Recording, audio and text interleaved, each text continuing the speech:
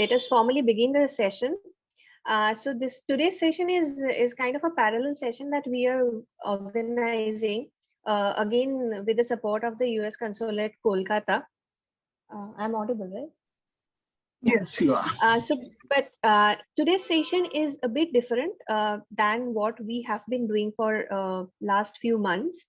So today we are going to be focusing totally on health journalism and beyond.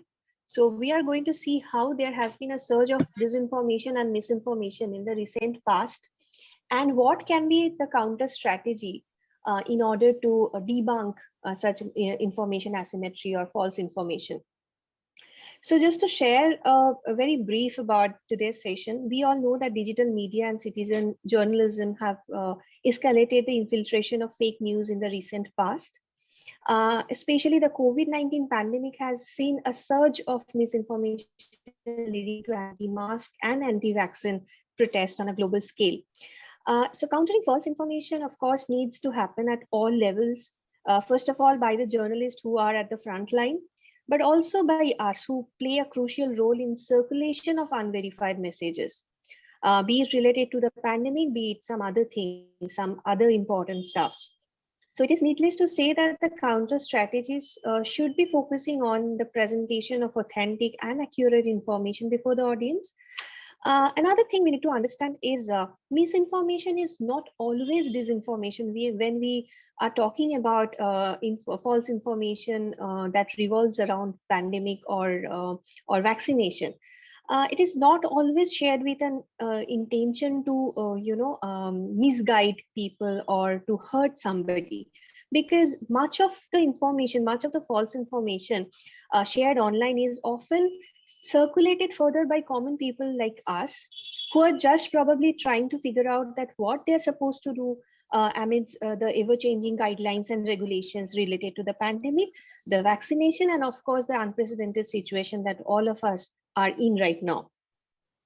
In addition, surges in new information, be it misinformation or disinformation throughout the pandemic, tend to have been accompanied by resharing of same post multiple times, leading to vast circulation of advice and data, both official and unofficial, without knowing the genuineness of the same piece of information. And these have been flooding the internet. So it's a problem that not only increases and doesn't reduce unless and until we intervene from our end. And this can certainly undermine the public health efforts to control the pandemic. So this is about the background, why we thought of organizing such a session with a close group of mid-career journalists who have been at the front line, who have been countering the surge of the tsunami of infodemic, I would say, during pandemic. So we are glad to have with us Ms. Monidika Banerjee as our resource person with us today. And following her deliberation, it is going to be an interactive session with the participants. So I would, of course, request all of you to come forward and share your experience, what kind of challenges you have faced related to pandemic, false information related to the pandemic or vaccination, and how you decided to deal with it, or what do you think is required, what kind of training or what kind of tools and techniques that you think you would require to fight it better. So before we proceed to the session, let me introduce formally our key resource person, Ms. Monidika Banerjee. Ms. Monidika Banerjee is an independent journalist who, in her career reporting for newspapers and television from Kolkata over the last 40 years, became a familiar face and name across the country. She began her career with the Telegraph newspaper and spent the last 28 years as a journalist with NDTV, covering ordinary and extraordinary in Bengal, from the Maoist of Lalgarh to Mother Teresa's sainthood in the Vatican. Over the last 2 years, she has reported extensively on the COVID-19 pandemic in the eastern part of country. A student of Lady Brabourne College, she holds a diploma in TV journalism from Thomson Foundation in the UK, and she was a Hubert H. Humphrey Fellow in the US between 2001 and 2002. So without any further ado, I would request Ms. Monidika Banerjee to kindly take over. The floor is all yours, ma'am. Thank you. Thank you so much. It's a pleasure being here and to discuss this crazy subject that I've been trying to research over the last few days. And it's so vast that I feel I have come to you almost underprepared, certainly. There's so much going on in this space of fake news that, it's got to be a sort of subject of constant study. And I think all of us need to do it, all of us who are conscious, and all of us, of course, who are journalists anywhere in the world, not just here in India. I'm very happy to see that I have a colleague from Bangladesh across the border. She's also here. I'm very happy to speak to her as the session unveils. Let me just start with this. I mean, it's something I went and looked for, and there it was in my own house. Do you know what this is? This is arsenic alb 30. How many of you had it to prevent COVID-19 in the last 2 years? Will anybody confess that they did? Well, I did. This was one of the things that emerged as a sure shot cure for COVID-19. And this bottle is still lying with me, unused mostly, but there you have it. I remember it was called arsenic alb 30 liquid. So homeopathic medicines, part of the whole fake news gamut.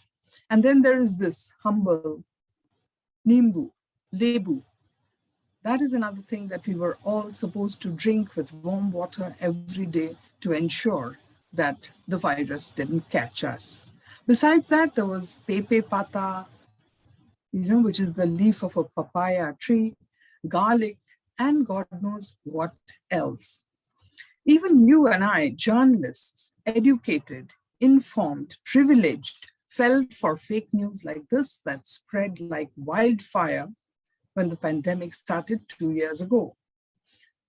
Why then do we blame the vulnerable, the unread, the susceptible who swallowed loads of rubbish, hook, line, and sinker, and sometimes even cow urine? Shucharita, you may want to play video 1, which is a sort of comical look at this whole business of cow urine or gomutra being the cure for COVID.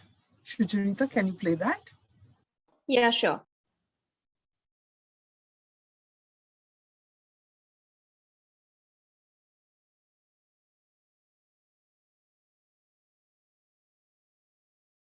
Just a second.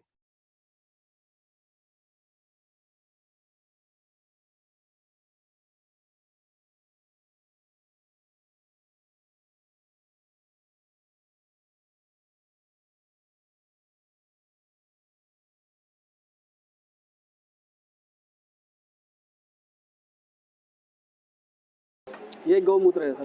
गौमूत्र के seven से corona का virus हमारे अंदर नहीं जा सकता। Corona क्या, कैंसर जैसे बड़े घातक रोग गौमूत्र और पंचगव्य से दूर होते हैं। सरकार से भी मांग करते हैं कि एयरपोर्टों पे शराब की दुकानें हटा करके गौमूत्र रखिए, गोबर रखिए, जो भी बात विदेश से आता है सबको गौमूत्र पिलाना अनिवार्य करिए। ऐसा लगता है कि गौमूत्र से जो है वो ठीक हो जाएगा। विश्वास भी बहुत बड़ी चीज है। कोरोना वायरस से पूरी दुनिया के सभी लोग जो है बहुत ज्यादा डरे हुए हैं। साइंटिस्ट जो है इसकी वैक्सीन अभी तक बना नहीं पाए और उनका कहना है कि अभी वैक्सीन बनने में थोड़ा टाइम लगेगा, लेकिन ऑल इंडिया हिंदू महासभा ने इसका सोल्यूशन निकाल लिया। सोल्यूशन बहुत इजी है और वो इजी सोल्यूशन है गौमूत्र। हमने कोरोना को खीर चढ़ाए और फिर हम लोगों ने गौ माता की पूजा करके गौमूत्र का सेवन किया और गोबर का लेपन की वो किया। गौ माता की जय, गौ माता की जय, गौ माता की जय। इस समय मैं हूँ ऑल इंडिया हिंदू महासभा ने जो ऑर्गेनाइज किया है एक पार्टी, जिस पार्टी का नाम है गौमूत्र पार्टी। मैं भी ये सुन के पहले मुझे लगा कि शायद कोई मजाक है, लेकिन जब मैं यहाँ पे आया तो सच्ची में यहाँ पे एक पार्टी देखने को मिली। ये जो पीछे मेरा एक पोस्टर है इसमें बताया गया है कि कोरोना जो है वो एक राक्षस है, वो एक नेगेटिव एनर्जी है जो इस वजह से आई है क्योंकि चाइना और यूएस और बाकी नेशन जो है वो नॉन वेज फूड खाते हैं बहुत ही गलत तरीके से। ये यहाँ पे मुझे बताया यहाँ के भक्तों ने और स्वामी चक्रपाणी ने। जीव हत्या के परिणाम फलस्वरूप आप देखिए save us corona save us और एक एनर्जी पैदा हुई और उसके बाद कोरोना पैदा हुआ। तो सारा प्रकोप इसीलिए आया हुआ है कि जब जब इस तरह की हरकतें होती है, इस तरह की दिक्कतें आती है कि जीव हत्या को जिस लेवल से किया जाता कर रहे लोग, ये ऐसा नहीं होना चाहिए। कोरोना को माफ करो, खीर चढ़ाओ, पूरी चढ़ाओ और उसे क्षमा मांगो हृदय से। जो हमने जीव हत्या किया उसके लिए क्षमा कर दो, हमें माफ कर दो। तो यहाँ पे जो है वो सबको गौमूत्र पिलाया गया इस पार्टी में, और इस पार्टी में हर चीज का इंतजाम था। यहाँ पे खाना भी था, म्यूजिक भी था, और यहाँ पे हवन भी किया गया कोरोना को दूर भगाने के लिए। हम लोगों ने पूरे विश्व की कामना के लिए यज्ञ किया, अनुष्ठान किया, हमने कोरोना को खीर चढ़ाए। जो गोमूत्र का सेवन करता है वो निरोग रहेगा, गोमूत्र लेपन का करिए। और सरकार से भी मांग करते हैं कि एयरपोर्टों पे शराब की दुकानें हटा करके गोमूत्र रखिए, गोबर रखिए। जो भी बात विदेश से आता है सबको गोमूत्र पिलाना अनिवार्य करिए और गोबर लगाइए। शायद आपको ये कोई मजाक लगे, लेकिन ये एक्चुअली में यहाँ पे हुआ।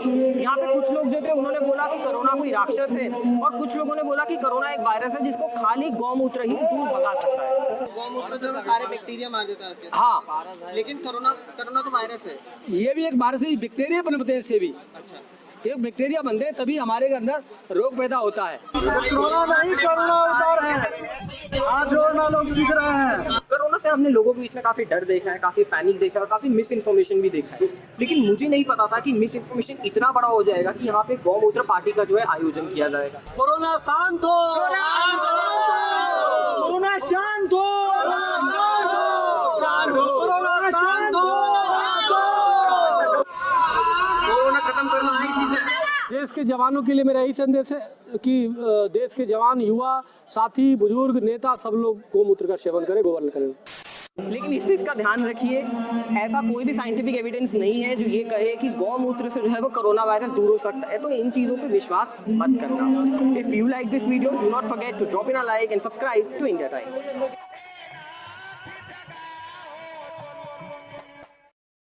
It was a kind of, a funny take on this whole drama about Gomutra that we saw being offered as a cure for COVID. It is, funny, you can laugh at it, but it is also completely dangerous, because who were those people that you saw, spreading the word about Gomutra? They were sadhus venerated by most people in India. Their word for many is the truth. So these sadhus belong to the Akhil Bharatiya Hindu Mahasabha.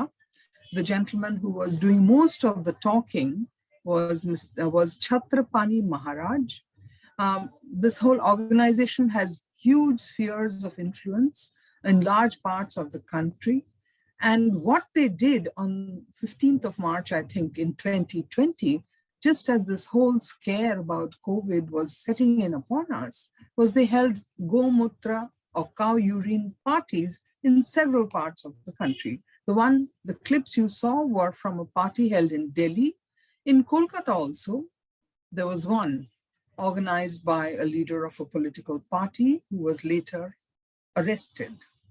Not only did they drink Gomutra, I believe there was also some prasad distributed made of cow dung and so on. So people actually had that and had it on cameras, I believe. But was any action ever taken against them?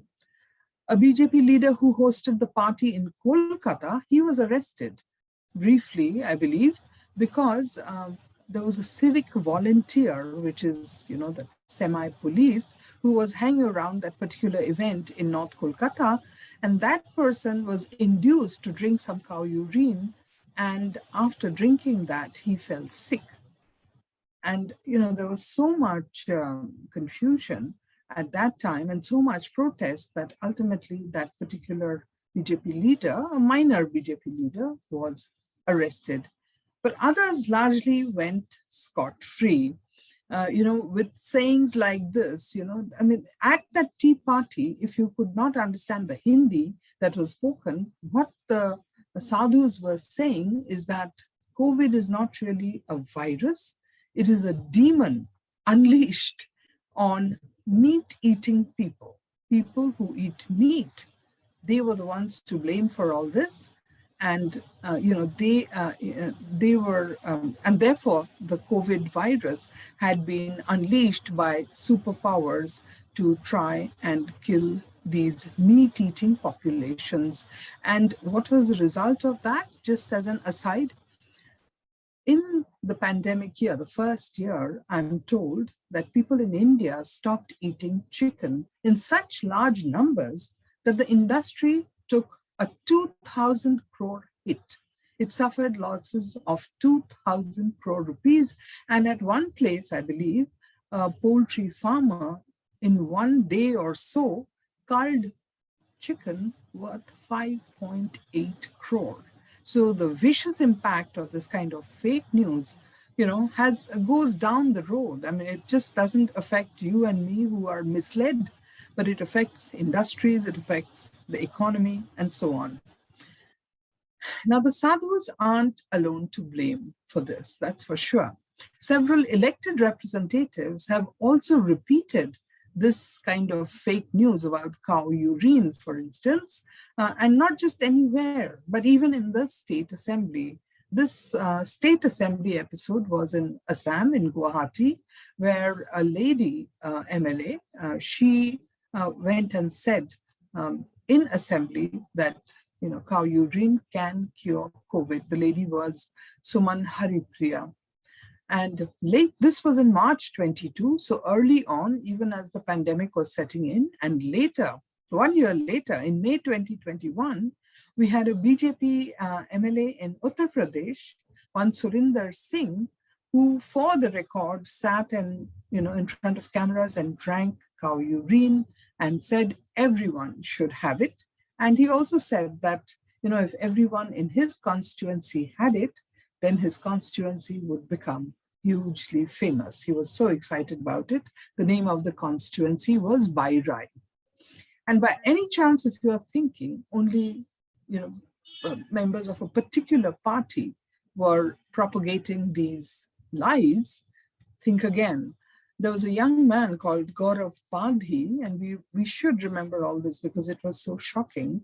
He is a member of the Congress's digital team, apparently, in Delhi, and he tweeted in June 2021 that in an RTI response, and this is his tweet I'm reading, please don't consider it fact. In an RTI response, the Modi government has admitted that Covaxin consists of newborn calf serum, which is a portion of clotted blood obtained from calves less than 20 days old. This after they have been slaughtered. In capitals, he wrote, "This is heinous. This information should have been made public before." As you can imagine, remember 1857, the first war of mutiny, the kind of bullets that were used and set off the revolution. That was a great thing, rumors about, cow fat and pork fat and so on. But this here in the 21st century was outrageous because all possible medical authorities went out and came out to explain that calf serum is used for cell cultures for many vaccines. The vaccine did not contain blood, that using calf serum to improve cell cultures is common practice across several vaccines and not only Covaxin. So that was the way, across political spectrum, even responsible so-called political leaders went on to propagate fake news, from which, honestly, for 2020 and 2021, there was virtually no escape. So the funny video that you saw, ultimately, it is not a laughing matter. What does it do to us? Fake news has disastrous consequences. What we saw unfolding in 2020 and 2021 as well was attacks on doctors, nurses, healthcare workers, COVID patients, their families. In some cases, it has even cost lives. And there were many reports that one did in NDTV on the issues that erupted, but this was among the most disturbing reports that I had to file. Many of you may remember this incident from July 2021, which is just about half a year ago. It's about a man who waited for hours outside an emergency ward in a hospital next to an ambulance, which was to take him to another hospital. He waited, and nobody came forward to help him get into the ambulance. His wife tried and tried. She just failed. There was an ambulance driver standing in a PPE suit. He didn't lift a finger to help. Shucharita, if you would please play a video 2, which is the NDTV video I have listed over there.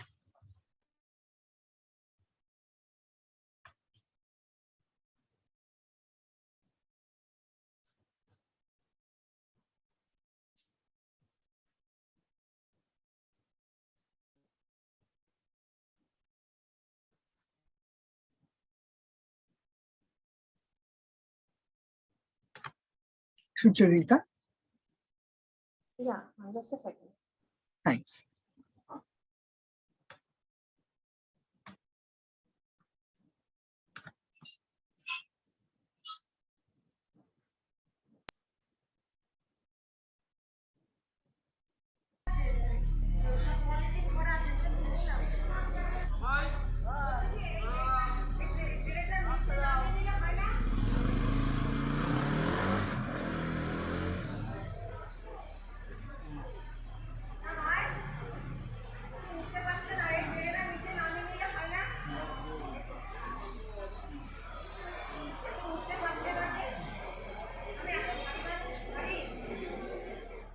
'Aparna Dotto's desperate cries for help fell on deaf ears. The man in the PPE simply walked off, and bystanders only offered advice.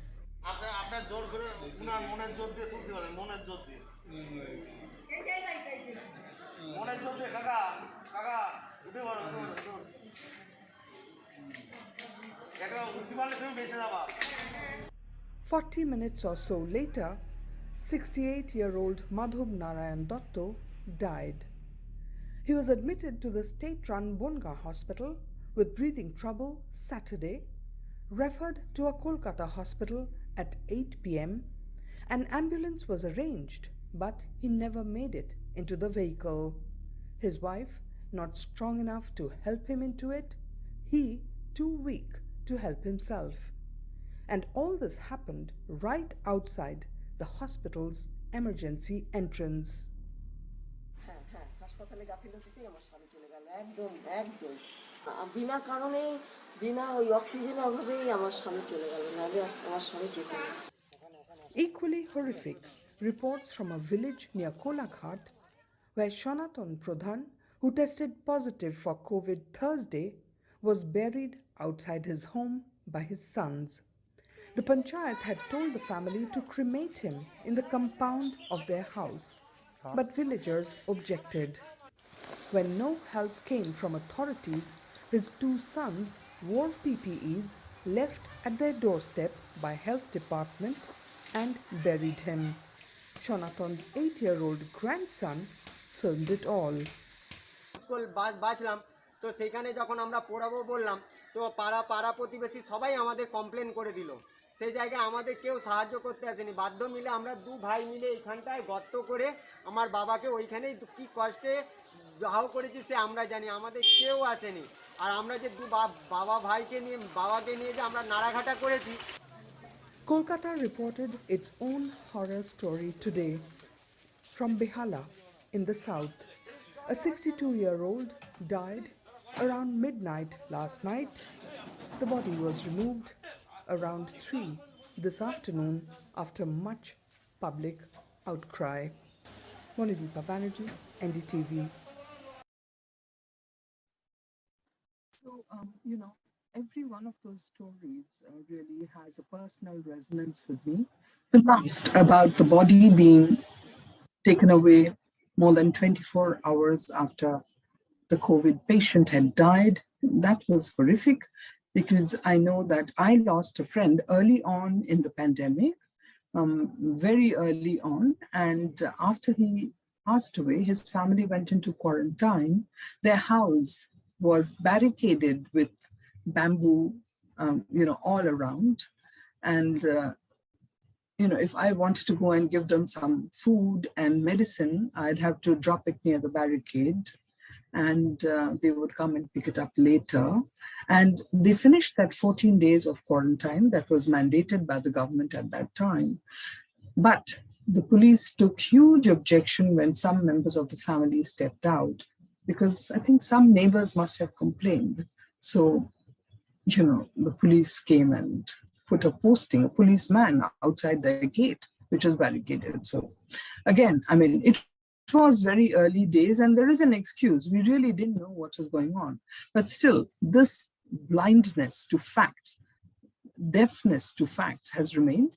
I think the most tragic thing about that story over there about the family that had to bury their dead father in their own house compound, I think the saddest element over there is about this Shanaton Jimaragachen, the man who died.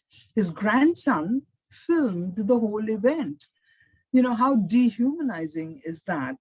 And then, of course, there is, the gentleman who lay outside a hospital ward next to an ambulance, and he died without any help.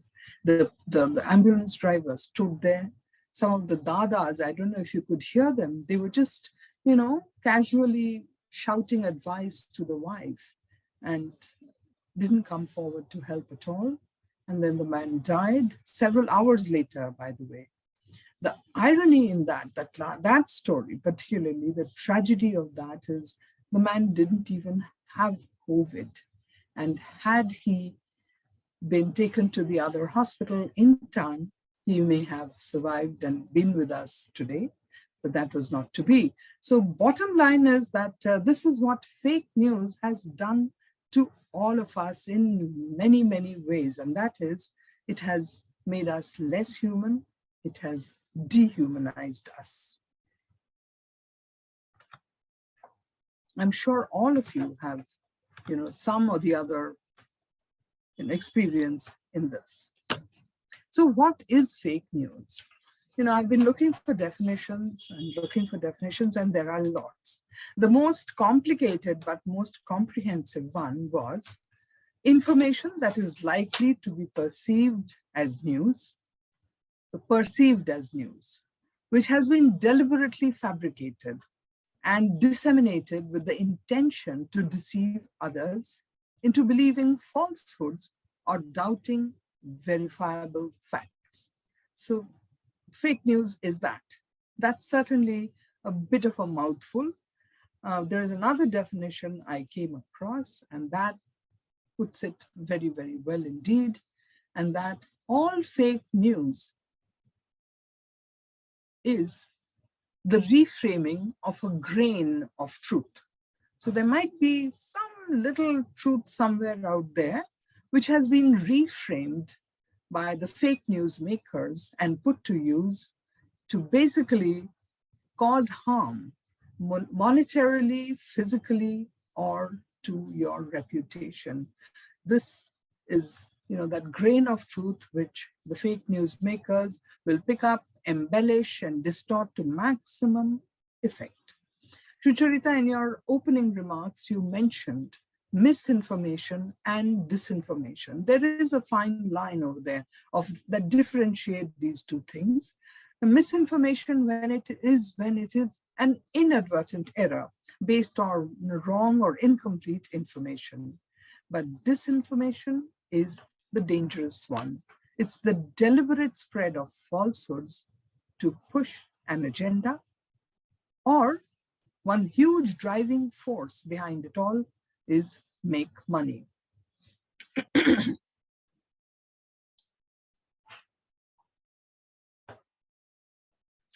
So how widespread was it in India, or is it in India even today, particularly related to the pandemic? For several fact-checking sites have come up, and for them it is an ongoing study. But in the early days, Boom Live, which is one of the most active fact-checking groups, they put out some stats about March 2020, when the pandemic was just taking off. And they say that fake news about the pandemic started climbing in March of 2020. Before that, we were all involved with, the Delhi riots. We had the riots in Delhi, and there was plenty of fake news about that as well. Before that, there was the CAA, NRC movement, a huge amount of fake news about that as well. But suddenly in March, it is fake news about the COVID-19 situation that started spiking. The big spike came in early April, particularly after the Tablighi Jamaat incident in Delhi. I'm sure all of you know what it is.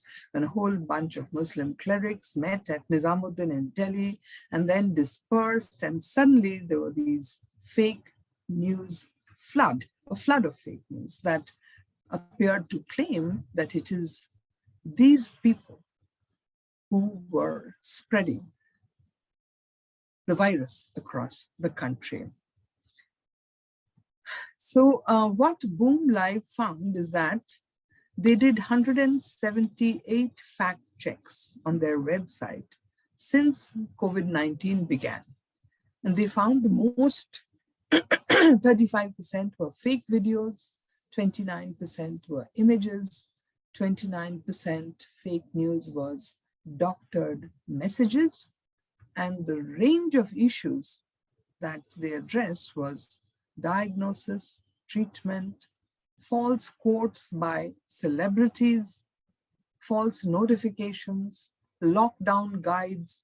And if you recall, there was even an incident when there was a word that we in India, the country would be going under martial law. And it was so strong, this fake news, that the army had to step out, as it usually doesn't normally speak on these matters, but the army had to step out to dispel that fake news and said there was no question and no movement in that regard. Now, these were, of course, the various areas where fake news was getting dispersed, but one of the worst was, that after the Tablighi incident, a substantial portion of fake news was directed at a particular community, depicting them as carriers of the virus and complicating the collective fight against the rapidly spreading global pandemic. Even today, the video of a Muslim fruit seller seemingly licking the fruit, which was passed off as an attempt by that gentleman to spread the virus, that is still available on the net. I was quite shocked to see. However, thankfully, another worse video in which there was this horrific, which sort of reported this horrific fake news about, members of a particular community licking utensils. This happened out of Tamil Nadu, I believe. There was a clip going around where people were seen licking the utensils, and the fake news spread was, oh, these people are licking the utensils so that they can spread the virus. As shocking as that. Fact checkers, however, completely demolished it and said this licking of utensils was apparently a practice of a small sect of Muslim practitioners. Apparently did this, certainly not to spread the virus, but actually symbolically eat every grain of rice or cereal or food that they had on their plate so that there was no waste. So this was apparently, a video that did go around. I have seen it in the past, but when I looked for it now, lately, in the last 2 days, I'm very happy to say that it has been taken off. So thank goodness for small mercies. The Muslims were not the only community to have been targeted. In Delhi, in Kolkata, certainly, there were many incidents of people from the Northeast being harassed, targeted, forced to leave their rented apartments simply because they looked, in inverted commas, Chinese, who were accused of spreading the virus. It was horrible, the kind of, harassment they had to face day after day. Such was the spread that even The World Health Organization and the UN and organizations like that, they said that besides the pandemic, we are also victims of an infodemic. And it was as if, the movers and shakers of the fake news world were waiting for the pandemic to erupt. And the moment it took hold, they were at it with a vengeance. An infodemic that was as dangerous as the virus. In fact, I know that Mr. Tedros, he put it very well and said that the infodemic was spreading, or fake news was spreading faster than the COVID virus, it would seem.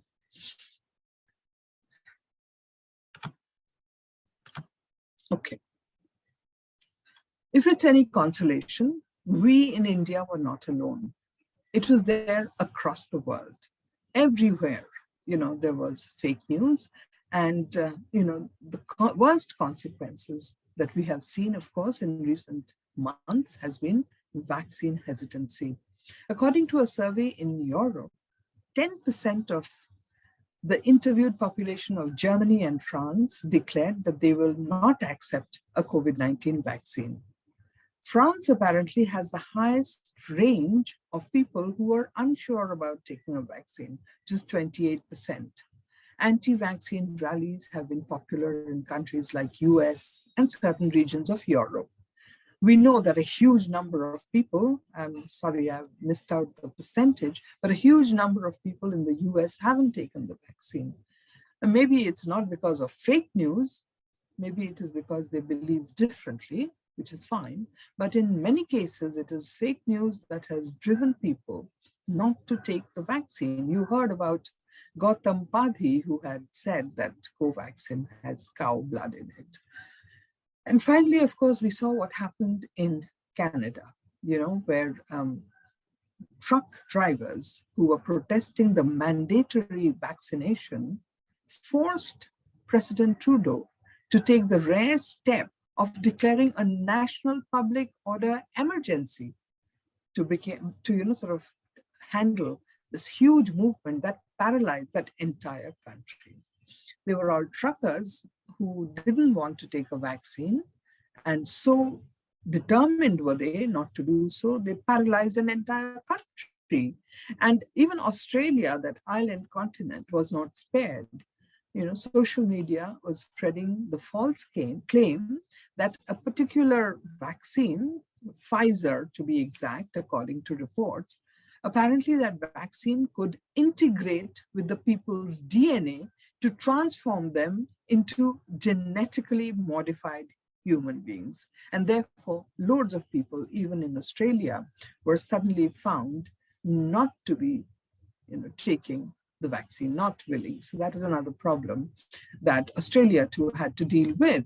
And how fake news traveled faster, as Mr. Tedros had said, than the virus itself. If you look at the next video, you will, and Shucharita, you don't have to play it in full. It is the Mexican video for your reference. So apparently there's a video going around in which you can see a health worker, a woman, giving a shot to a man, apparently of the COVID vaccine, but the video or the fake news claimed that the syringe was empty and that people were giving empty injections or empty vaccines to people and creating a black market in vaccines. And this was a Mexico video, which apparently was happening in India. Shucharita, would you play about 30, 40 seconds of that? It just goes on. All right, ma'am. Just a second.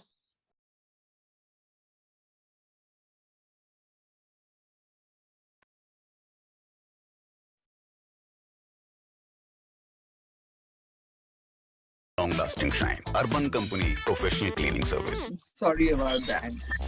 En relación a una denuncia publicada en redes sociales donde una joven refirió que en la sede de vacunación de la Escuela Nacional de Ciencias Biológicas, Unidad Zacatenco del Instituto Politécnico Nacional, en la alcaldía Gustavo Amadero, una enfermera engañó a su tío haciéndolo creer que le aplicó la vacuna Sputnik V contra COVID-19. El Instituto Mexicano del Seguro Social reconoció el error y pidió una disculpa.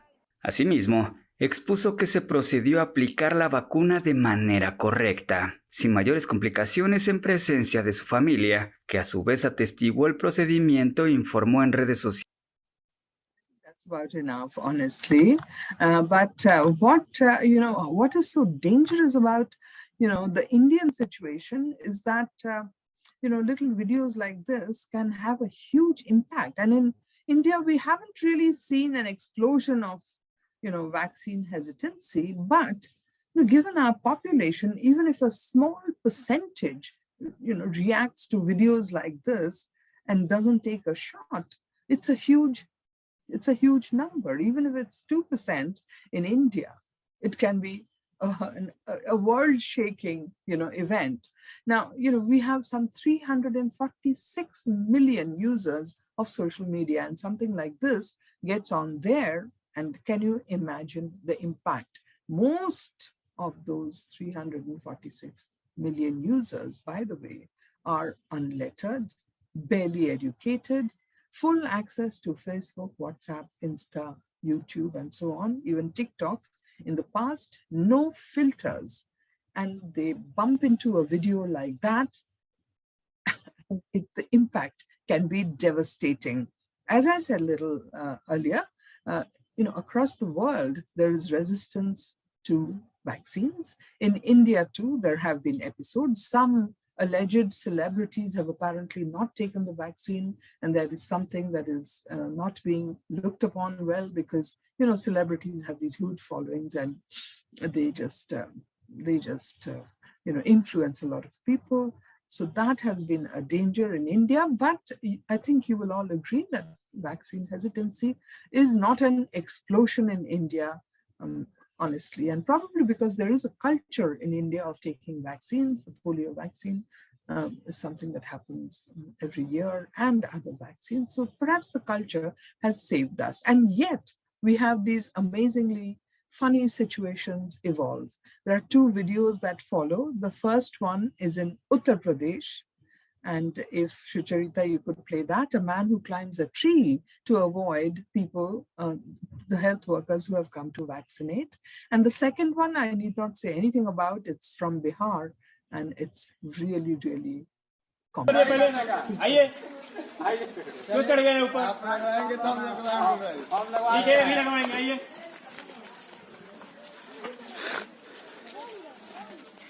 लगाओ जी इनको injection लगाओ वही लगाओ चढ़ा के लगाओ उतारो नीचे उतरो यही खड़े रहो खोलिए इसको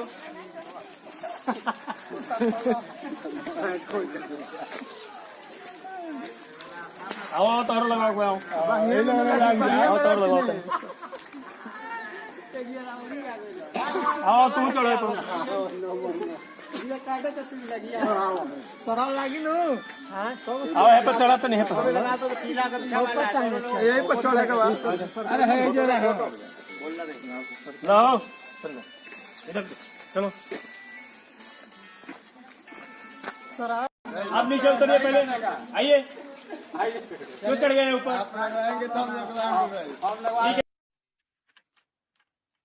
And the other one from Bihar.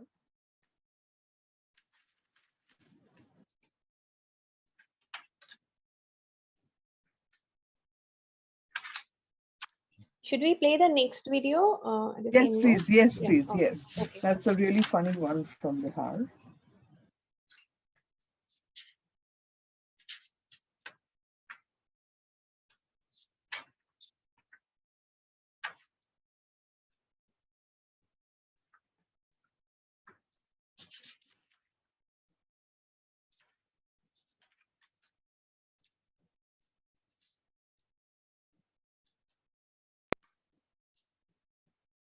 अभी आपको लगवाना पड़ेगा। हम नहीं लगाएंगे नहीं लेंगे नहीं ठीक है भाई हम नहीं लेंगे हम नहीं लेंगे चलिए लगवाने सब लोग हम नहीं लेंगे अरे हम कहते हैं हम नहीं लेंगे हम नहीं लेंगे आप मान लेंगे आपको भी पानी में फेंक देंगे अभी ठीक है हम नहीं लेंगे, नहीं लेंगे, नहीं लेंगे, हम नहीं लेंगे, हमको तबीयत अच्छा नहीं है, हमको रहेगा, नहीं नहीं, ठीक है भाई हम नहीं लेंगे, हम नहीं लेंगे, हम नहीं लेंगे, अरे हम कहते हैं हम नहीं लेंगे। There you have it, the kind of, it's again, you will admit, it's a bit comical sitting and watching this kind of video, but it can be dangerous. And I know that Reuters Institute was doing a study of the Ebola epidemic in Africa. And over there, a health worker was actually murdered for trying to ensure that people took the shots, had the medicines. So a laughing matter, videos like this perhaps, but this whole business of fake news really, really hitting where it hurts, affecting people's lives in the long term. Not just Ebola, the epidemic in Africa, but also in our own daily lives, we see polio, till the end, really caused an issue. And I know that the last polio victim in the country was a little girl from Howrah. And right now, that girl and her father are champions for polio vaccination, but that poor child ended up with polio because the family believed fake news that is there out there even today, that vaccines, and this I'm talking about vaccines for polio, Ebola, certainly COVID, causes infertility, sterilization, and so on. And that kind of fake news is just refusing to go away. So what can we do? What can journalists do? We are virtually in a way, inadvertently sometimes unknowingly, we are spreading this disinformation, and we have a huge responsibility not to do so. So what do we do?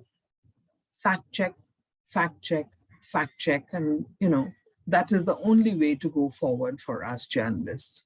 Like, for instance, when this video of the Bonga hospital patient came to me, I couldn't believe what I was seeing, so I actually contacted somebody in Bonga to go and check out what was happening at the hospital.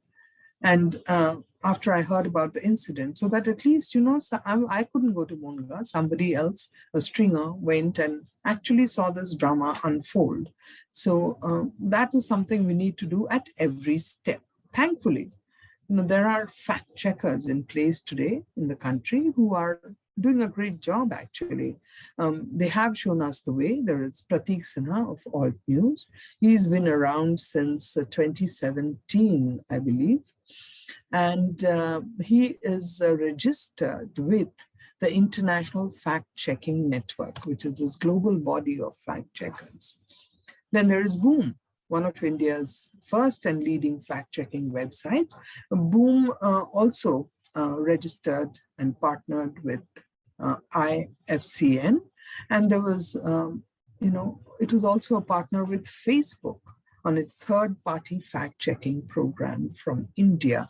What is so fascinating to me that the vehicles on which fake news circulates, they say they are trying to manage it.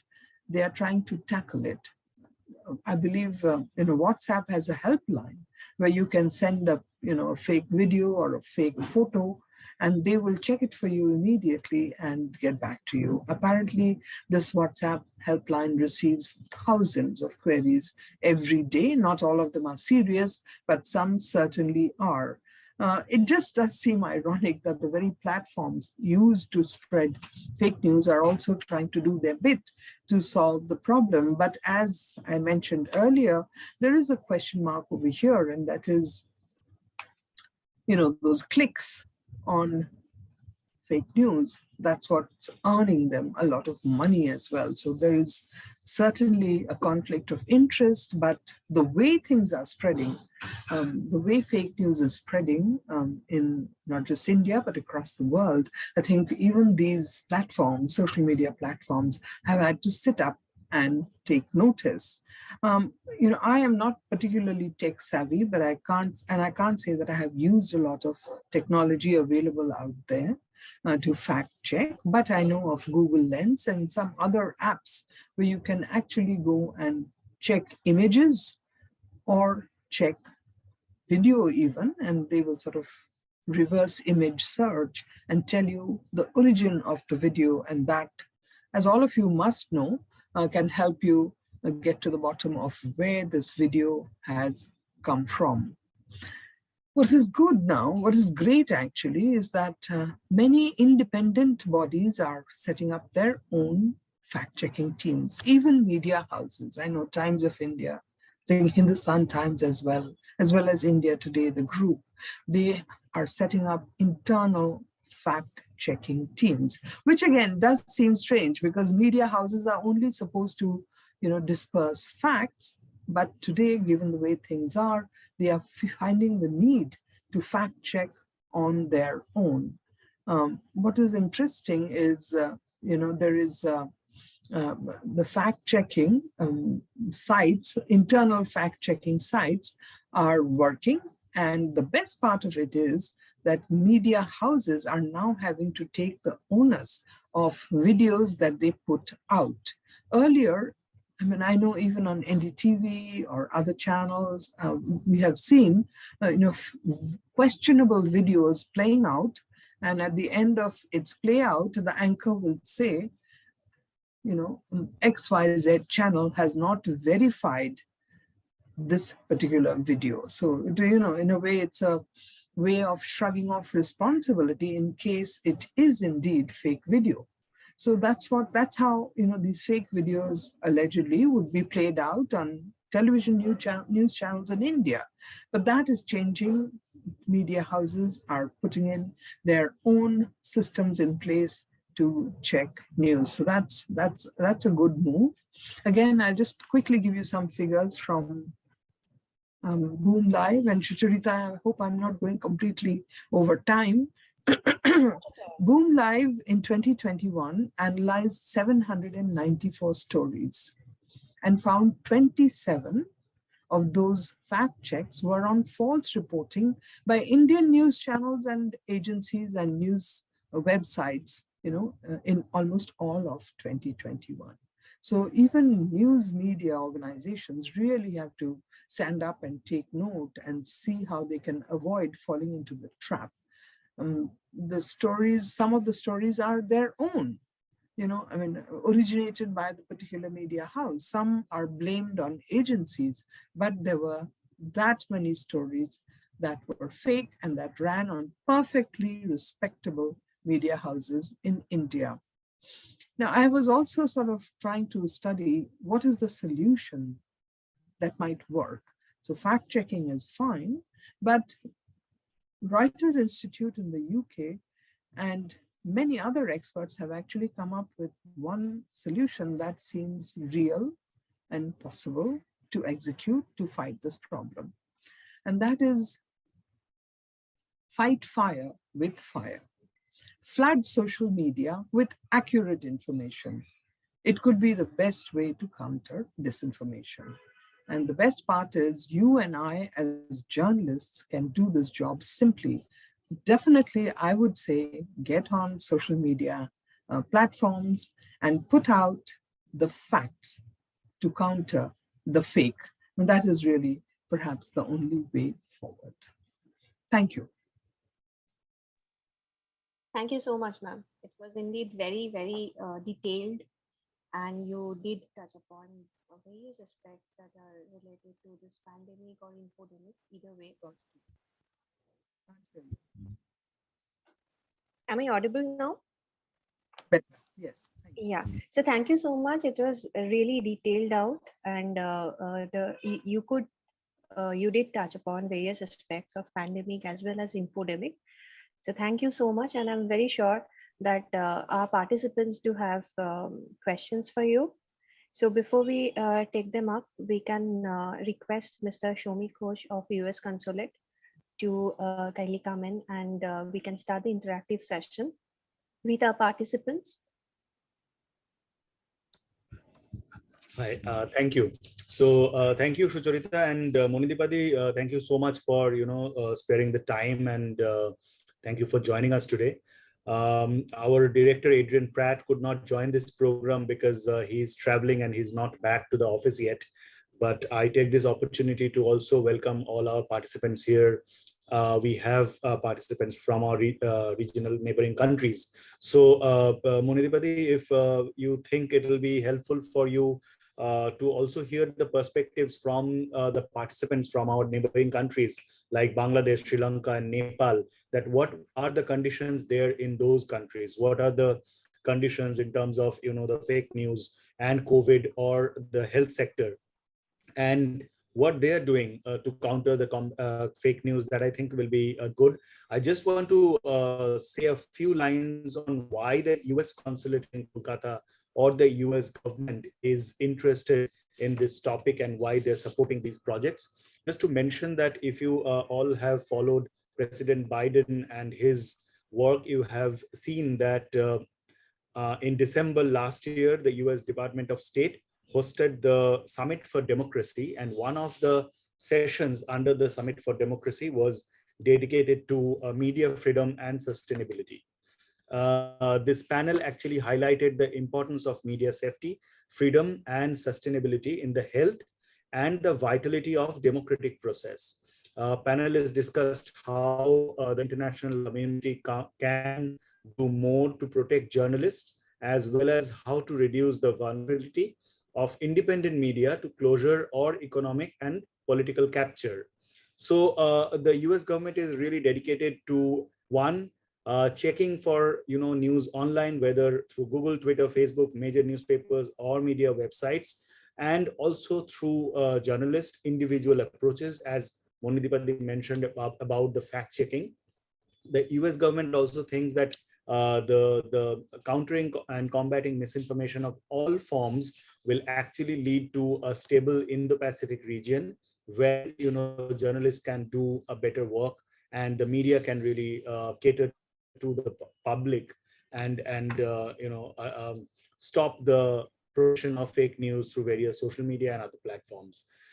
So before I move forward with any other aspect of this session, I would really request our participants from Bangladesh, Nepal, and Sri Lanka in alphabetical order, I'm saying. So I'll request someone from Bangladesh to go first and talk about what is happening in Bangladesh.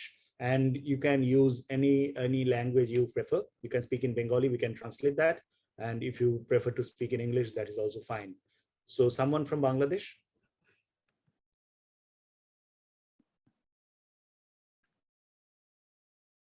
Yes, Ms. Nazneen, you can unmute yourself and then please share your perspective on fake news and COVID.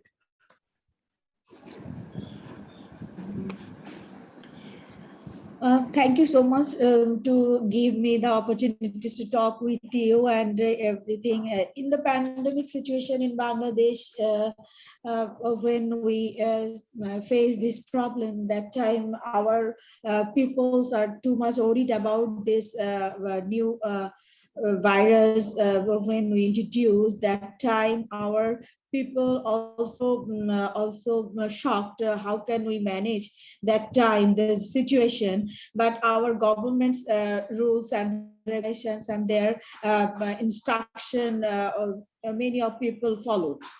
Right, and that is why our countries face this problem properly, and it's natural. Some of people are disturbed and they do they did some problematic some initiative, but this is very lightly, and this is very not effective for all the peoples. But in India, it's too much viral. They use many types of product. This also related to religious, and that is why this is the very impact on the country's people.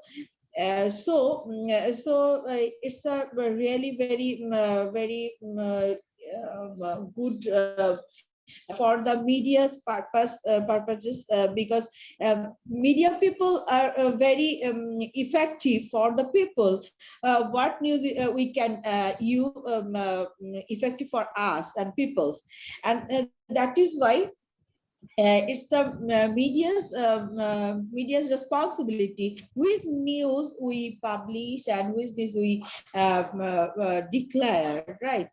So in our countries, I am the international editor of the national newspaper. So I got many news from many agencies, international agencies, about India's situations and India's people's mental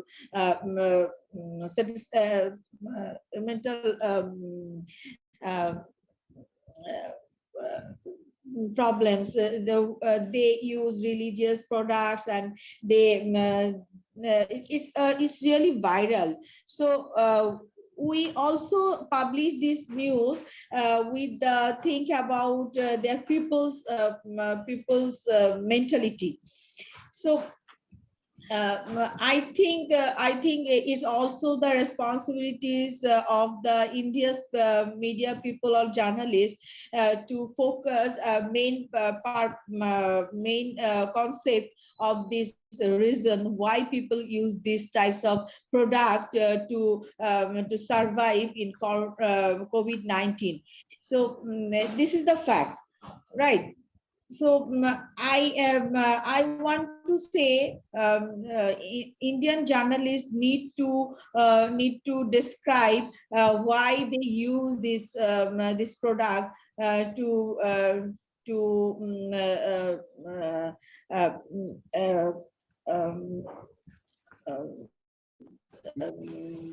sorry, maybe cure from the COVID-19. Ms. Nazin, I get you what you were saying. I think it's not just the Indian journalist. I think all journalists need to be careful, and they have to fight the propagation of fake news in all the countries. So thank you for sharing your perspective. Let me request someone from Nepal to share their perspective.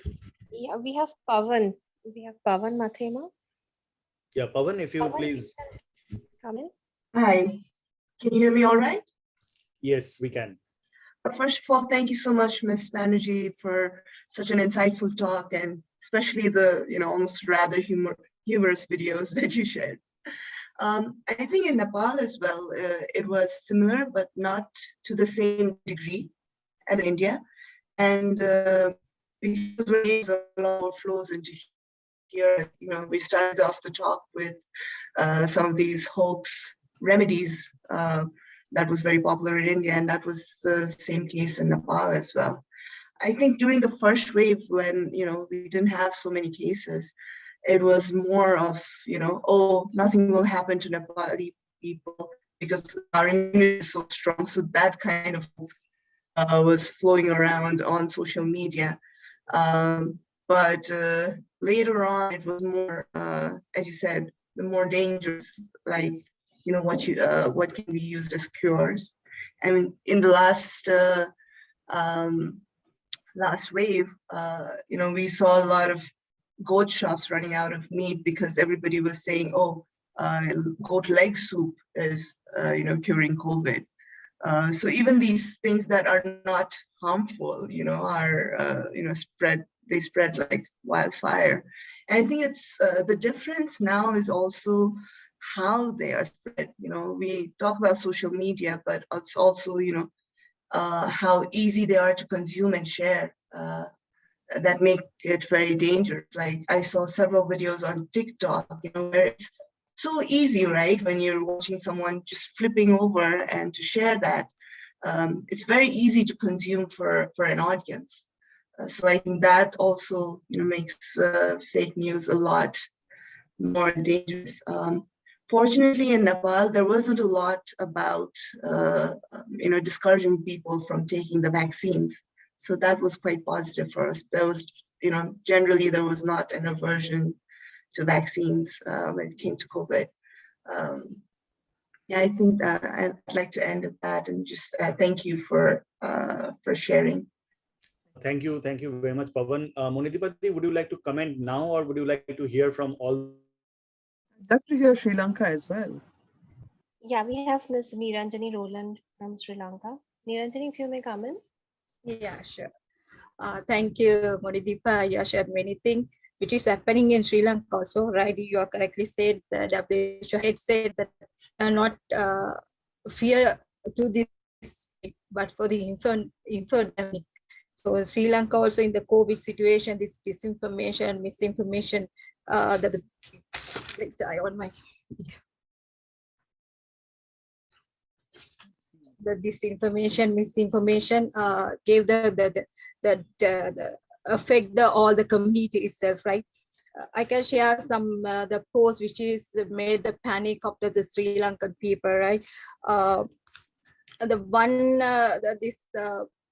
the post as about this Ayurvedic in the indigenous medicine, right? The one vegetable soup can cure, increase your immunity, so you can within 3 days this COVID you can cure from the COVID, right? So people try for that. So that's the one incident, right? Another incident, another this thing I can share that one the burial, the graveyard, the one photo shared in this spread to the social media. This is a large graveyard in Sri Lanka, but that is in Indonesia, right? So this make people to panic, and that was in the eastern part of the Sri Lanka, which is many Muslims are there. So it's gonna panic them, and you know that there are some anti-Muslim campaign also every day in Sri Lanka, but within this COVID situation, there was something happened, right? Because you know they are the burial, the Sri Lanka government make everyone to criminate these bodies, right? So that also made much affect to the people. And another thing, there's another this thing I can share. The Sri Lanka had the first COVID-19 death. There's which is showing the research from the American John Hopkins University data. It also false, right? The people get panic because of all this disinformation and misinformation. People, even they are get these symptoms of the COVID, they don't willing to come and check, right, to the hospitals. So because of that, you can see that many COVID patients, the police has went to harass like accused. They catch these people like accused with all the guard and all. So this all made the people the stigma, and then the stigma and discrimination also happened in those days, right? The migrant workers as COVID spread out, right? Those who infected the first cases in the migrant workers. So the people label them, and the Muslim COVID, so they are the super spreaders. That also happened there against the Muslim. And there's some government workers, the government women's in the government sector, they got affected. Finally, every government sector, the women's, they got labeled. So because of that, they not willing to come and check and all. This all happened to this COVID misinformation. Another thing, another example I can say that the rapid antigen kit produced in Sri Lanka for the cheap price, right? That also one this thing post through the Facebook and all. Finally, when the journalists do this key search through the Google image, and they found that is manufactured from the Swiss pharmaceutical company. So when they asked that company, they said there's no manufacturing site in Sri Lanka. So another one thing I saw during that pandemic season, many fact checkers, institutions, the journalists alone, they become the good fact checkers. Many institutions gave the training for them. One side one side the misleading information all spreading. Another side the medical officers and some media organization gave the awareness and training to the journalists. The media literacy also they did. So because of that, we can somewhat curtail it, but the misinformation and everything still there. So as a journalist, what my practice and all, first I saw something, I see whether that is when the post, the date I'm checking. So sources who's putting this.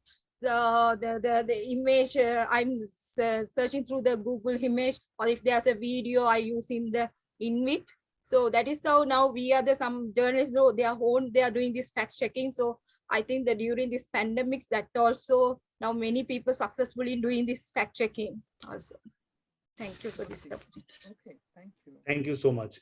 Sorry, I was cut off for a while, but Monidipati, would you like to comment first, and then we can move to someone from Northeast and maybe someone from other parts of India. And let's go to the Northeast. Honestly, this should be an interactive discussion because their experiences are huge. Sri Lanka, Nepal, and Bangladesh were fascinating.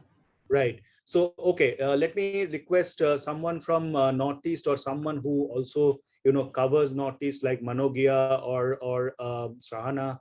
So anyone from Northeast? I think Ms. Durba Ghosh is also from Northeast. So anyone from Northeast or who covers Northeast?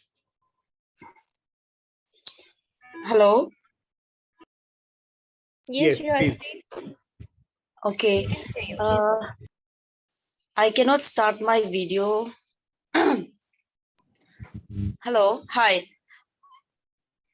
Can you hear me? Yes. Yes, you're audible. Okay. Yeah. Your video is also on. Yeah, this is Joyashree from Manipur, northeast of India. Here, the vaccination rate is still very low. As of yesterday, the vaccination rate was 27 lakh something. That is including first and second dose plus the precautionary dose. So only around 15 lakhs people have received the first dose. And especially in the hilly region, in the remote places, the vaccination rate is very low. This is understandable because of the road condition, as well as misinformation about the vaccine. Over here, what is happening is there are rumors spreading around that the vaccine is the anti-religion. Like example, for Christian, they say that if you take the vaccine, it's like getting yourself marked with Antichrist 6th strain. So many of the hilly region, hilly population, they are Christians, so they are reluctant to take the vaccine. But slowly now the vaccination rate has increased because efforts have been made by the local MLAs and NGOs and other civil society organizations to clear away the myths regarding the vaccine. So the misinformation about the vaccine is definitely hampering the vaccination rate in my state. And today, I would like to say that this discussion, this webinar is grateful even for me as a journalist, because there are other things that there are so many things that I learned from ma'am. She gave a very in-depth detail with videos and everything. So I'm grateful to be a part of this discussion. Thank you.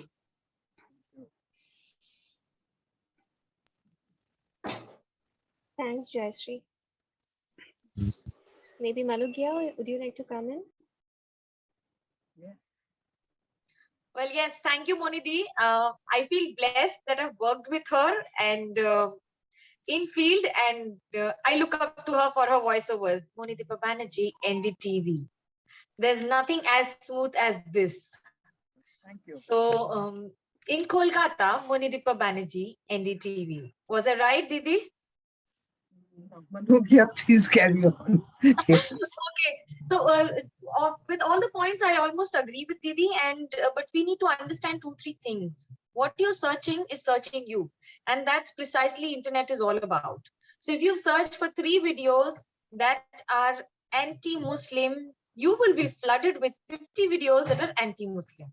If you search for 3 videos where Hindus have hurted Muslims, you will be flooded with similar videos, and that's how the game goes on.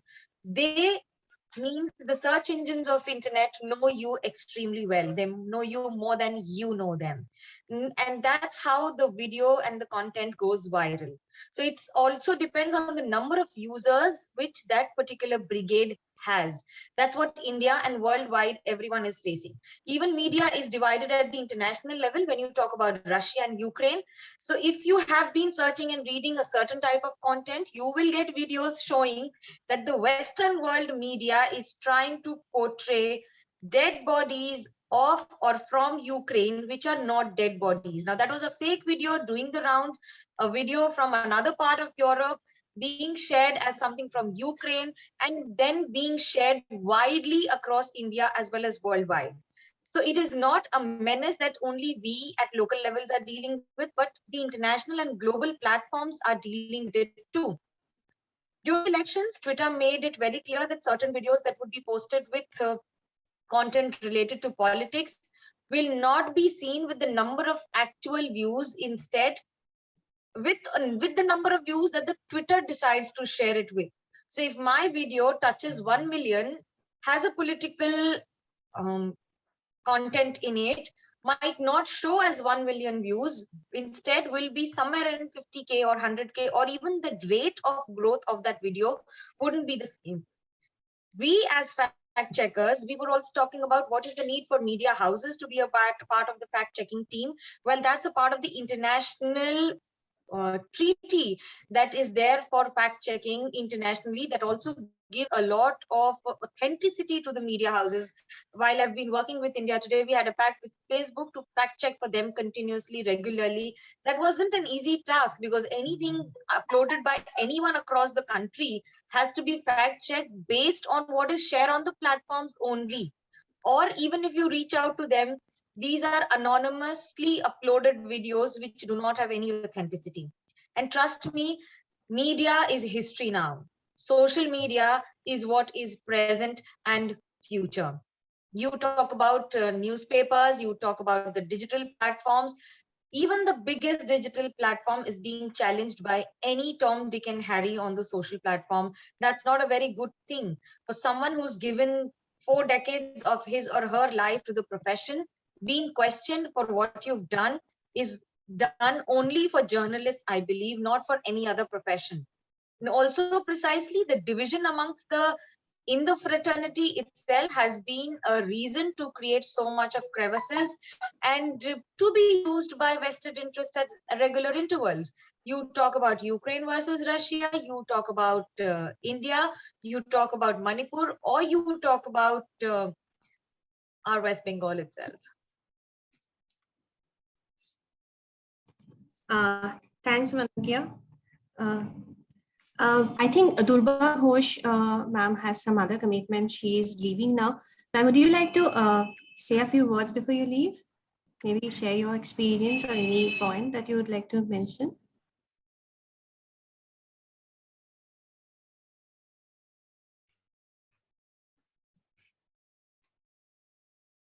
Sucharita, I think she has already left. Okay. Okay. So we have with us Debjani Chakraborty. Something. Am I audible? Yes, you are.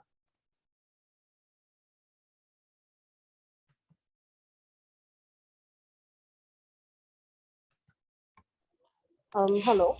Yes, yes, you Am I are. audible? Yeah. Sorry, I started traveling.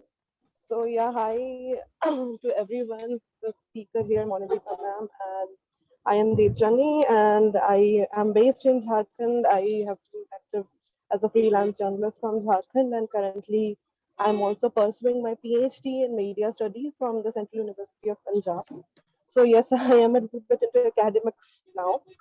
So the idea is the entire session on misinformation and disinformation and the idea of fake news. Theoretically, in academics in the last year, I have also come across the technical studies around how misinformation and disinformation is spreading, not only across India, but across international borders. And the idea is to actually educate the people about their understanding of what is intended a form of fake news and what is unintended or misinterpreted form of. The entire session was very informative, and as media persons, I believe the right way to go about busting of fake news is to educate people to identify what is fake news. Specifically in newsrooms of smaller cities, since I worked in Ranchi, and even in smaller bureaus like Dhanbad, which is even much smaller in Jharkhand. So what happens is the news in the newsroom, people are not that technologically sound. People are not very okay with using mobile phones for sharing information. They'll take a call, they'll read a press release and write about it. If they see a video, they'll believe it. Even journalists, they believe whatever is around them. So our next step should be, as a fraternity, is to reach out to the smaller bureaus and reach out to people who are not very technologically sound, to identify the news sources and teach them to fact check. Because fact checking at a higher level is happening. We have had capacity building at the higher level in Delhi, Bombay, Kolkata. That is happening. But in smaller places, I am right now based in Bhatanda. I just moved. And even in Bhatanda, in the smaller towns, what happens is the journalists are not that well equipped. And I believe, yeah, we should be focusing on newsrooms which are smaller, on journalists who are independent, who are not that technologically sound, and educate them in the future. The information shared today was very informative, specifically something very simple as Google Lens for reverse searching the source of an image, right? So that is something that has been extensively researched upon, even in academic journals. One of my colleagues did a paper. She was actually researching fake news, and her work was on all the studies that have been done on the issue of fake news across the world. And she came to an interesting conclusion in her study, is that we assume that most of the fake news is circulated through WhatsApp. But interestingly, in her study that studied all the papers that are available since the COVID pandemic happened, Facebook was actually the source of fake news because people tend to believe Facebook more. So I believe these are the kind of insights from academia that we need to take back into the industry and actually do some sort of knowledge sharing with the academy and industry so that we have better outputs in the future and actually combat the problem more easily. Thank you, ma'am. Thank you. Lovely connecting with all of you. And Thank you, Devjani. Thanks a lot for sharing your insight and your experience. We also have with us Ms. Kamaljit Sandhu. Ma'am, would you like to come in and share your experience or any feedback?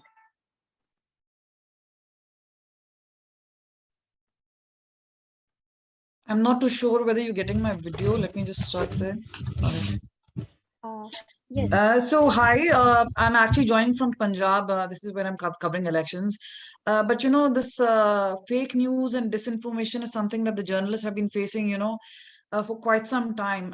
There is also something like a WhatsApp journalism. There's also several fact checks. The government has its own fact check. But a lot of times they don't really move in time to dispel the myths. One of them was because of the vaccine hesitancy, including the other one in Punjab. A lot of people believe if they take vaccine, they'll be infertile or there would be some problem with the sexual function or whatever. So all these kind of things. And when you are actually putting it out, we are trying to talk to people who are using social media, who are consuming a lot of it, and people who are generally aware. In villages where we were going and speaking to people, this was something like this is government created. There is nothing called corona. And even today, the level of people who are taking vaccines continue to be only amongst those educated. Like the government had put a norm, especially in Punjab, that if you want your salaries, you need to kind of get vaccinated. So I think there are several obstacles that each one of us face. We are looking at traditional and not so traditional media where we are addressing certain issues. But clearly, when it comes to that, when in Delhi we were reporting the Tablighi Jamaat and how it was blamed, this is also part of disinformation campaign, and we need to work progressively against that, to ensure how to spread that message across. Not to blame one particular community. And we saw earlier than when elections were happening or otherwise, there have been large congregations. And even when we step out now, most people have dispelled with the notion of wearing a mask, whether it is in Delhi or in other places. Maybe cities have much more of that. So again, when you're talking about information, even within the family, there are a lot of times where we all sitting and discussing, and people will say, oh, this came on WhatsApp. So people generally tend to believe that much more than going into a fact check site.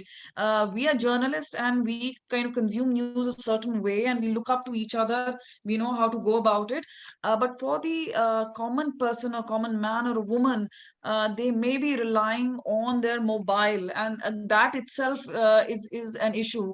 Now we also know, even when it is talking about politics, when we're talking about, as Manoge was talking about, Ukraine and Russia, so whosoever side you want to take, you will kind of believe the information coming in from that particular thing. So to have that sort of a thing, and to take it forward is a big challenge now. Even in India, if there is a political party which will put out a certain information which may be actually a disinformation or a fake news, and the other party doing this, so sometimes if there is a perception which is going against, they will unleash so many videos and unleash so many ideas, that you will not know which one is real and which one is fake information, leaving a person much more confused. So I think it is also about, one, creating that kind of a network where we have a reliable system of fact check, but also to ensure that there is, and since this is multiplicity of function in terms of internet, you cannot stop somebody saying you cannot access this. Like now we know that the Russian TV or the RT has been blocked, but mostly in a free world, you have so many platforms, and one has to go through a whole lot of checks. But again, to reach to a common person and to ensure that person is getting right information remains a challenge. True that. Thank you so much, ma'am. It's actually lovely to get to know about different perspectives coming from different regions of India, and not only that, also from our neighbor countries. This, of course, gives us a very holistic understanding about the ground scenario. So thank you so much. Moving on, we also have Miss Kritika Goel with us. Kritika, your inputs on the topic. Hi, thank you. I'm sorry about my video. My internet's a little unstable, so I won't be able to switch that on. But I think this session was really, really informative. I work as a fact checker with the Queen's fact checking unit, WebProof. And during the pandemic, we've seen all of these narratives which were spoken about even today, as we're talking about Russia and Ukraine. All these narratives that have been discussed so far, we've seen these debunked, these one thing that I just want to add, that somebody pointed out, that misinformation or disinformation, that's not always circulated through WhatsApp. There's a lot of it on other platforms like Facebook and Twitter. I just want to add to it, saying that a lot of misinformation, at least during COVID, we saw that it was also circulating through word of mouth. So we're working with certain partners in rural areas of Uttar Pradesh, Madhya Pradesh, Assam, and Bihar. And we actually found that things that we were seeing on WhatsApp was also something which was spreading within the community through word of mouth. So if somebody in your area, one of your friends or somebody tells you that, don't take the vaccine because it's going to lead to infertility, or don't take the vaccine because you will die. So I don't know if everybody would remember, but there was a very, very viral piece of content which quoted a virologist saying that you will die within 2 years if you take the vaccine. And it was massively viral. But that's also something that jumped, that just didn't jump on WhatsApp groups, but that was also something which was circulated through word of mouth in these communities. So I think awareness is definitely, other than fact checking, debunking, and putting out these stories, telling people what the truth is, creating awareness and amplifying those fact checks so that people who are actually exposed to the misinformation have access to that misinformation. I think that's one major challenge that the community faces today, that fake news, misinformation, disinformation, that travels much, much faster as compared to fact-checked information. So it's extremely, extremely important to amplify those fact checks, to share those fact checks, to produce them in formats, in languages which are accessible to people who are actually vulnerable, who are actually exposed to this sort of misinformation. So yeah, I think that's the only tiny thing that I could add. Otherwise, the session was wonderful. And yeah, thank you so much Monideepa ma'am, it was great to hear you. Thank you. Thanks, Kritika. Yeah, very true. Very true. We cannot really deny the role of community in the physical space. Not always the disinformation or misinformation is circulated over, I mean, through social media platform. It also spread through word of mouth. Yes, very important point. Um, we have Miss Lima Sena Jamir with us. Lima Sena, would you like to comment on the discussions that we are having?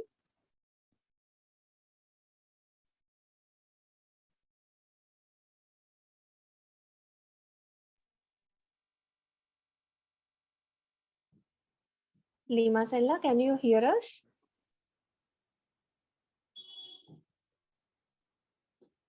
I think there must be some server issues at her end.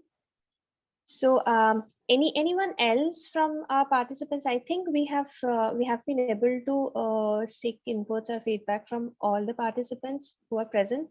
Unfortunately, a couple of them had to leave because they had other commitments.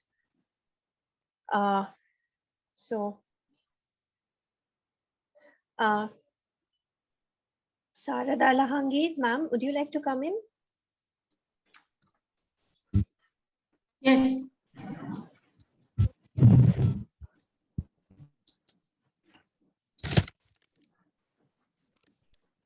Yes, thank you so much, Monideepa ji. I was a big fan of yours.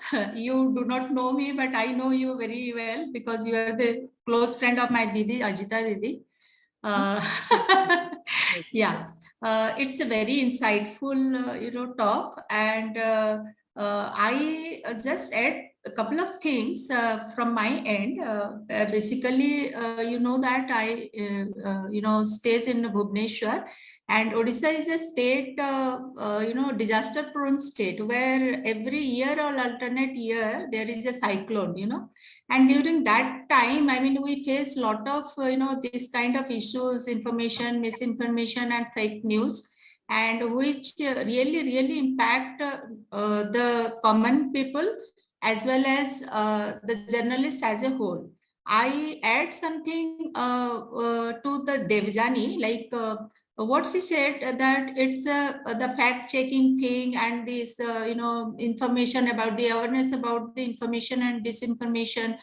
The journalists from the big cities, and they are much more aware of that, but in the small cities like Odisha, I mean where there is a at least 10 to 12 vernacular newsroom, both print and television, and where every minute, I mean, there is a race of the breaking news. In this scenario, I mean, checking the, doing the fact check, and whether it is information or it is a misinformation or disinformation, is very difficult or a very tough task, because I have been a reporter for the field for last many years, and right now I am in the newsroom. I worked in the newsroom as an editor. It is very difficult, to because there is a huge pressure from the management side. This channel broke this news. Why don't you break this news and all that? And the disaster part of this, even if some news or some fake news just skipped, like we rely on some of the agency for the national news, because most of the television don't have the correspondent in the Delhi and the other part of the country. Like if something has happened in Punjab or in Kashmir, we really don't have, I mean, the Odisha channel don't have the correspondent there. So we basically rely on the news agency and looking up the other channels. So if some news came across and we telecast that, and later on you found that it is not the actual news, it is the fake news, or it is something the news which has been exaggerated or distorted. So that time, I mean, there is absolutely no scope, or we in the channels, they don't want to clarify that news later on to make people aware of this. See, this was not the real news, and this is the real news. We have made some mistakes and all that. unless and until some complaint laws against them that this is not the news, you have run the fake news. Because that time the channel actually, they thought that this is this will impact their credibility, because they have already shown that. So basically there is a fairness. And the second thing I would like to say that in Odisha news, newsroom, there is absolutely no team for the fact checking and all that. And it is very difficult for one journalist who is on the field and giving throw and throw lives. I mean, how can he checks? I mean, what has happened or not? And I mean, Monidipadi clearly connect with me what I wanted to mention here, because it is absolutely not possible for a journalist to check every news. I mean, whether it is information or misinformation or disinformation. So that is the problem. So I think, I mean, that from the very beginning, I mean, the journalists, the budding journalists, they should be aware and they should be trained properly on about the fact checking and this kind of issues. The secondly, the every newsroom should have their own fact checking team, so that at least, I mean, the news coming from the field, I mean, they should at least scan in the newsroom through the fact checking. If there is some sensitive news came in, so they should do the fact checking. So that's all from my side, and thank you very much to everyone, and thank you, Didi, namaste, for your insightful talk. Thank you so much. Thank you so much. Yeah, so we have been able to cover all our participants in this roundtable. So over to you, Shomika and Monideepa Banerjee, for your final comments. I think Monidipadi should comment and should share her insights, because she was leading the session, and it was really helpful, because when we are thinking that maybe COVID is gone for the time being, if we look at China, it's coming back. So I think the fake news and the misinformation are going to stay here for a while, as it is coming back. I hope that India will not be affected the way China is. So I think, Monidipadi, I'll request you to say the last words. And again, thank you everyone for joining today. We will continue with our misinformation and disinformation program, and we also plan to bring you all to the American Center in Kolkata later this year, when you can all interact in person and come up with a strategy how to counter disinformation. But I really like the idea that every newsroom should have its own fact-checking team. I think that's the great takeaway from this discussion. Over to you, Monidipadi. Thank you. Sucharita, how many minutes do we have left? Sorry. 5. Sorry? Yeah. We have a little time, because, if I may ask a couple of questions of all the participants, if they are still here.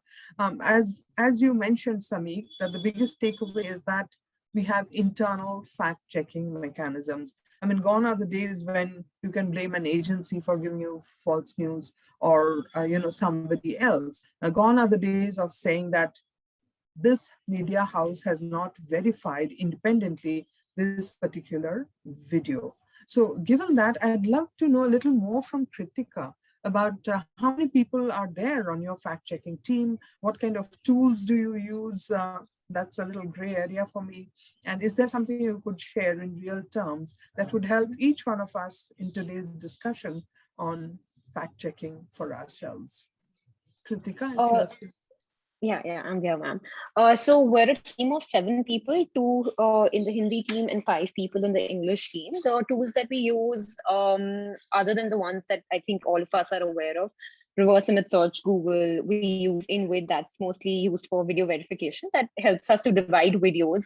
Then there's Twitter Advanced Search, TweetDeck. They always come in handy when you're looking for something which is on Twitter, because a lot of times today, most of the information is on Twitter. Lots of things go viral on Twitter.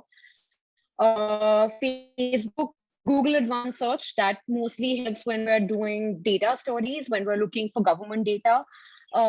Again, it narrows down our search, it filters the search result, and it helps us find out the right source for whatever we are looking. Then there are other tools like CrowdTangle that comes in handy when we're trying to track narratives on Facebook or Instagram to see what is the kind of information which is being circulated around a certain incident or a certain event.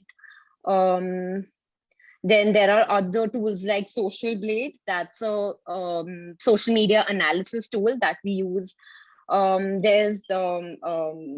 There's a tool called Trends Map that we use to track narratives on Twitter. So yeah, I mean, most of these tools, they come in handy. And other than that, honestly, we still get in touch with our reporters. We still get in touch with other reporters who are on the ground to get information from them.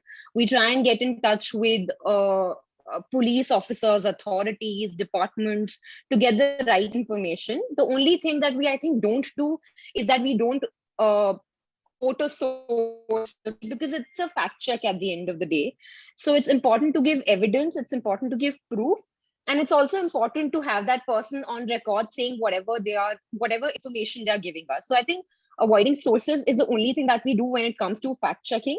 But other than that, it's really a combination of reporting plus using digital tools to investigate and find out the truth behind anything that we're trying to debunk or fact check.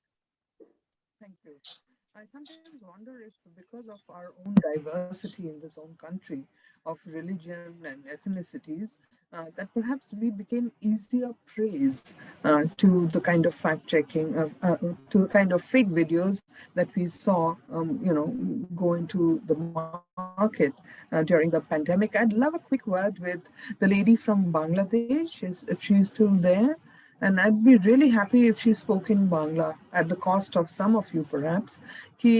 Ma'am, are you there? Is she there? No? No, she's not. Can you hear us? Nazneen, আপনি একটু বলুন কি আপনাদের দেশে who is doing fact checking? Does your newspaper have a fact checking team? আপনাদের ওখানটায় fake news কতখানি বেড়েছে? ওখানটায় কি কোনো ভ্যাকসিন নেওয়াতে কি কোনো অসুবিধা আছে? লোকজন কি বলছে যে তারা ভ্যাকসিন নেবে না কারণ এই হবে ওই হবে, এরকম কি আছে? না, আমাদের এখানে সরি আমি বাংলায় কথা বলছি, সেটা হলো যে আমাদের এইখানে কোনো সমস্যা নাই আপাতত। ওরকম কেউ ইয়া করে নাই যে আমি ভ্যাকসিন নিব না। মানে এখানে এরকম যে না ভ্যাকসিন নিব, আরো বেশি interested, they are too much interested to take a vaccine. And মানে প্রত্যেকটা ডোজই তারা নেওয়ার জন্য ইন্টারেস্টেড। একটা ডোজ মানে তারা সবসময় ইনফর্মড হতে চায় যে কখন আমারটা আসবে, আর কি আমার টার্ম আসবে, যে আমার ভ্যাকসিনটা ফুলফিল হলো। তো এটার জন্য আমাদের বাংলাদেশের ম্যাক্সিমাম লোকই কিন্তু ভ্যাকসিন নিতে ইন্টারেস্টেড, এবং তারা এরকম না যে ভ্যাকসিন নিব না, এই ধরনের মন মানসিকতা খুবই কম। আর হচ্ছে যে বাংলাদেশের সবাই এই COVID-19 অ্যাকচুয়ালি আমাদের দেশের people they are worried about their business and their job, যে তারা ঘরে বসে থেকে যে এইটা নিয়ে প্রিভেন্টের জন্য যে ঘরে বসে থেকে যে কিছু একটা করব না, বসে থাকবো, এরকম মন মানসিকতা খুবই কম। তারা ঘরে বসে কিছু করার একটা চেষ্টা করছে, এবং women entrepreneur also are very interested to do something, how can we survive in their situation, and they use this platform, মানে digital platform to earn money. So this is the plus point for our people, and COVID is hampered our life, but they fight properly with this situation, and economically they are supported with the digital platform. So I thank you so much. And if Kamal is there, Kamal from Punjab, I mean, I really didn't know that there was such a program going on in any state, that to get your salary at the end of the month, you need to be vaccinated. I haven't heard of this one. I mean, I've heard of two child policies, but vaccinate or go without pay is something that I've heard for the first time. Fascinating. It was only meant to encourage the government employees from taking, because Punjab at one point of time was facing the lowest vaccination rates. So Haryana and Punjab put in measures where they were trying to encourage. So one of them was this particular tactics because hesitancy was at a great level. So, when we went there to the vaccination centers, a lot of them who had taken their first shot, made it, after several months, made it to take it to the second shot. That's crazy. I haven't heard of this one anywhere else in the country. And see, I mean, lots to learn, really. And there was fascinating inputs from all of you, really. Thank you so much. Nokia, for bringing up Ukraine. I think all these huge, earth-shaking incidents have really become, sort of a spur for fake news, and it's, really unfortunate, shocking. But I think fake news is pretty much here to stay. So we had better start grappling with it. Joyশ্ree again, she has. And Joyশ্ree, right? Usham from Manipur, she highlighted this other interesting point, which is, bears repeating, that because we are a country with such diversity, I think we are also easier victims of fake news. On the one hand, we had the Tablighi disaster, which was revealed us in very, very bad light as a country where minorities were targeted. That was the Muslims. But even out in Manipur, you have Christians who have reservations about taking the shot. I have to tell you, Joyশ্ree, if you're still there, that I was reading somewhere that the Pope in January this year has actually put out a statement saying that it is a duty of all Christians to take the vaccine. I hope that message reaches the hills of Manipur as well. We are really a challenge. We are facing very, very challenged times. And by we, I mean the media. I mean, how do we, check things for veracity? That's a huge challenge for us in the media. I'm happy to see in the last couple of days that I was researching this talk, that there are a lot of courses on offer across the world, actually, on, encouraging young journalists to go into these courses. They have scholarships, and I would really encourage all of you to look them up. Even Facebook and WhatsApp apparently have some scholarships that you can apply for, and several universities as well. Reuters Institute in the UK, I'm sure there are plenty in the US. I would encourage, education as be a way out of this mess that we are in, education of journalists. Remember, we are the messengers in a way. And the last thing you want to be is a messenger of fake news. So it is up to each one of us really to be on the ball and ready to take on this huge challenge that fake news has thrown at us. I mean, the phone, a wonderful, wonderful, instrument, so empowering. It has made me a different person. I'm sure it has changed all your lives, but my goodness, the kind of damage it can do is truly frightening. So as messengers, please have an extra responsibility. There's one thing that at this point I'd like to say, Manogya, you were saying that, the day of newspapers and television and journalists is over with social media journalism and journalism. I will beg to differ on that. I think we still have some relevance because we are journalists, we have some training, we have some awareness, we have the habit of questioning, we are skeptics. I think that is the only thing that will differentiate a journalist from a citizen activist or one of those people on Twitter who will question everything a journalist says. So I think journalists are going to remain very, very relevant in this fight against fake news. Only remember that you have to be on the ball, educate yourself, and don't put out fake news ever. The messenger with the right news. The only way to combat this, again, I say, is flood your personal handles with accurate news. Perhaps the best thing to do is fight fire with fire. Thank you so much. It was wonderful talking to all of you. Thank you so much. I thank all our participants, US Consulate, and of course, Ms. Monideepa Banerjee for bringing to us such insightful deliberation on this very pertinent topic. So thank you so much. Before we conclude, I would like to give all of you an idea about what we plan to do next. Our team has already identified a number of videos that have gone viral in the recent past. I would like to put it in a way like these are about the parallel theories about pandemic or vaccination or wearing mask. So we are trying to not really debunk, but kind of do the fact checking for these videos. So we have segregated part by part on, we are taking statements. We have identified major statements made different people or different groups in these videos, and we are trying to do fact checking on us by us.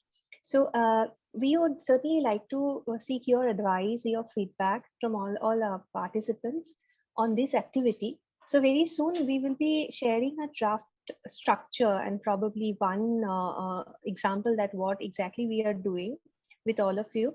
And if you have any feedback, any inputs, any advice on this exercise, please feel free to let us know. That will help us do it in a more holistic way, in a more relevant manner. So thank you so much. It was really nice having all of you on board today. Please keep in touch, and we will get back to you regarding the other program that we are doing, the series of webinar that we have been organizing.